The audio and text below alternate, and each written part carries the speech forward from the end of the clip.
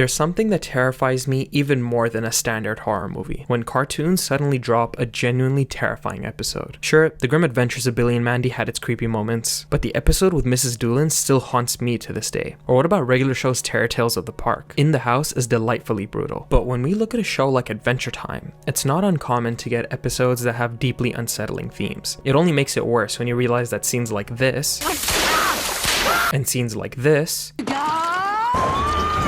all exist in the same show. While it had some very clear, explicit, creepy scenes, there's one episode that I'd argue is still the most disturbing. An episode that doesn't even have a supernatural antagonist. An episode that I don't think anyone has ever understood completely. An episode that makes you question whether or not you can handle it when the music stops, and you're left in the cold quiet of a world that's forgotten you. This is the episode No One Can Hear You. If you're new around here, please subscribe. According to my analytics, 90% of you who watch my videos are not subscribed yet. I'm hoping I can reach 200k by the end of the year, and I'll be making a big character analysis on Finn when that happens. Also, when I reach 150k, I'll be making an analysis of Marceline. I would greatly appreciate the support, and it just helps me to continue making the best videos I can. With that, let's get to the video. The episode begins with the Candy citizens calling out for Finn and Jake to help them. The two rush after what's causing this problem, this stag. Yeah, it's not the Lich, it's not even Ice King, it's just a deer. His first victim, Starchy. Yeah, that's Starchy.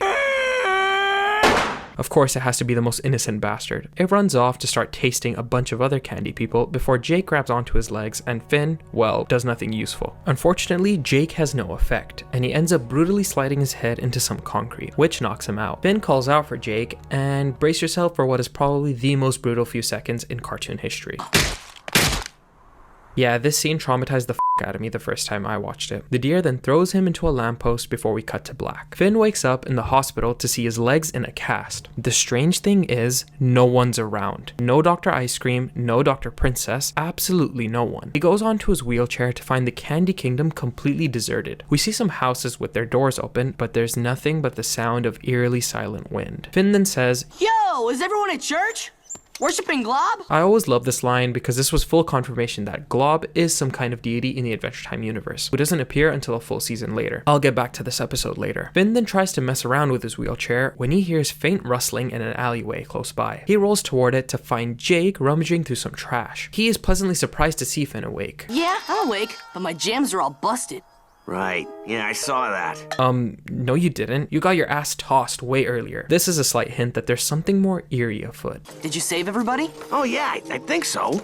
Maybe. Finn asks him where everybody is, but Jake responds with a peculiar theory, that they're all hiding from him. It's supposedly Jake's birthday, and Lady Rainicorn is setting up a surprise party. See, he explains that she didn't tell him, but he knows her well enough to know that she's planned something and got everyone in the Candy Kingdom to be in on it. While he explains this, he keeps touching his head and wincing in pain. He then tells him that they'll only come out if the two act completely unaware and aloof. Finn agrees, and Jake shows him his hut that he's supposedly been living out of. He then instructs him to go find some branches for a hobo fire. Finn starts acting like he's got no idea what's going on, trying to bait the candy people out, but yet again, he's met with complete silence. He even takes a bath after realizing how bad he smells, and still, there's not a sound from anyone or anything. Later, when the two sit around their campfire, Finn questions Jake's theory about the surprise party, but he tells him to keep it down, that the candy citizens might hear them. Finn wants to look around in case something happened to them, but Jake uses his powers and begs Finn to not look around. He then clutches his head in pain before going to sleep. Finn then spots the same stag that broke his legs. "Thanks for breaking my legs, you dumb butt!" Before the deer licks his ass and leaves. But just when you think that things can't get any creepier, Finn begins to hear weird chilling voices coming from a nearby sewer.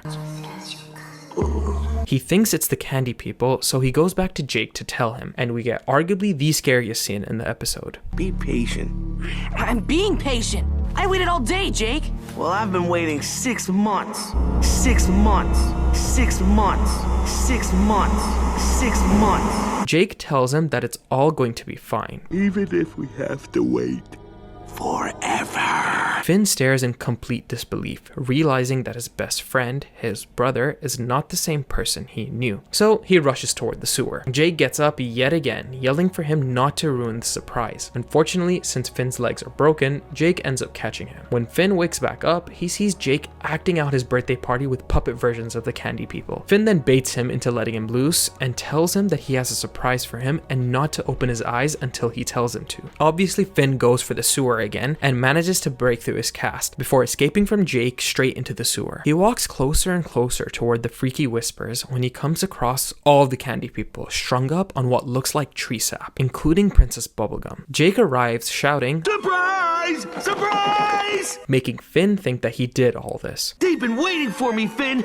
For my B-Day! Stop being crazy! And Finn begins to try and beat some sense into him. Eventually he gets through and the Jake we all know and love comes back. Finn explains to him that he did all this after the deer fucked up his head. Jake, feeling intense remorse, grabs Peppermint Butler to apologize to him. But he says, You did not do this, Jake. What? It was him.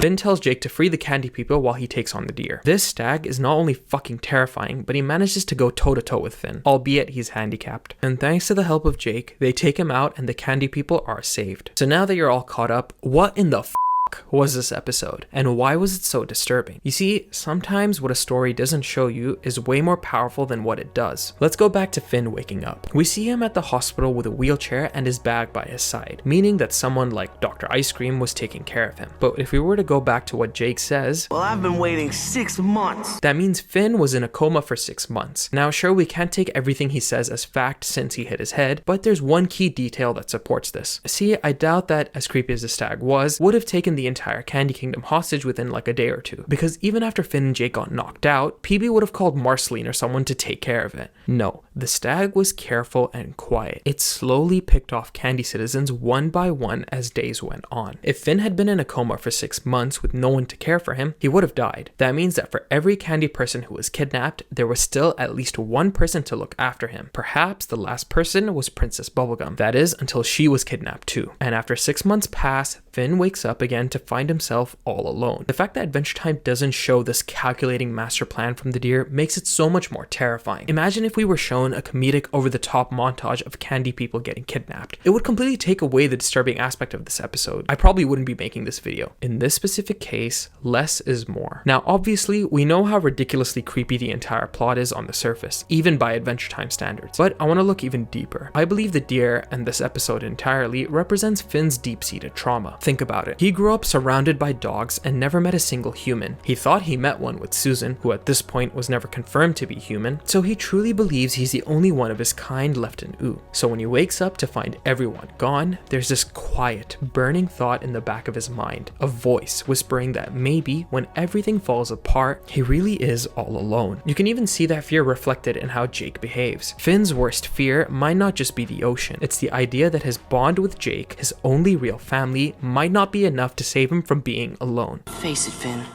Your best friend is gone. Of course, we later learn that this isn't the case because, together again, but in this episode, you can read that fear on his face. It's also eerily poetic that even though Finn finds himself isolated inside the Candy Kingdom, he eventually encounters the deer just walking around. Now, typically, when you're isolated in the wild, what do?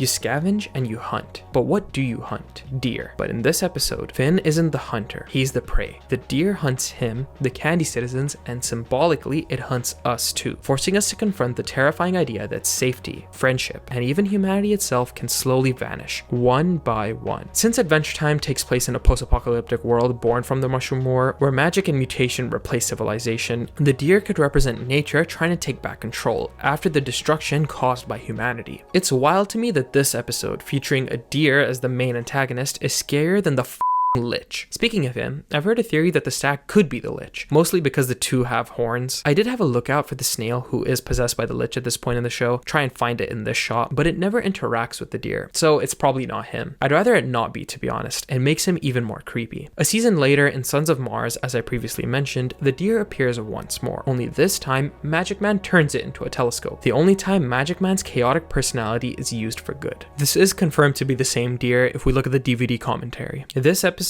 is a fan favorite for a reason. It doesn't rely on showing every atrocity outright. Instead, it's what isn't shown that leaves you feeling so agitated. Maybe that's what makes No One Can Hear You so disturbing. It isn't just a story about a monster in the dark. It's about what happens when the world keeps moving without you, when nature reclaims what was once yours, and when silence is the only thing left that can hear you. If you enjoyed this video, please leave a like and subscribe. As I mentioned earlier, most of you who watch my videos are not subscribed. I plan to make a Marceline character analysis once I reach 150k, and then a big one on Finn when I reach 200k. As always, thank you for the continued support. If you haven't, go check out my Q&A to learn more about me and to find out about what my next video is going to be. If you want to support me even further, consider joining my Patreon and grabbing my book, The Shattered Absolution, heavily inspired by Adventure Time. Follow all my socials, all links can be found down below. And I want to thank you once again for watching.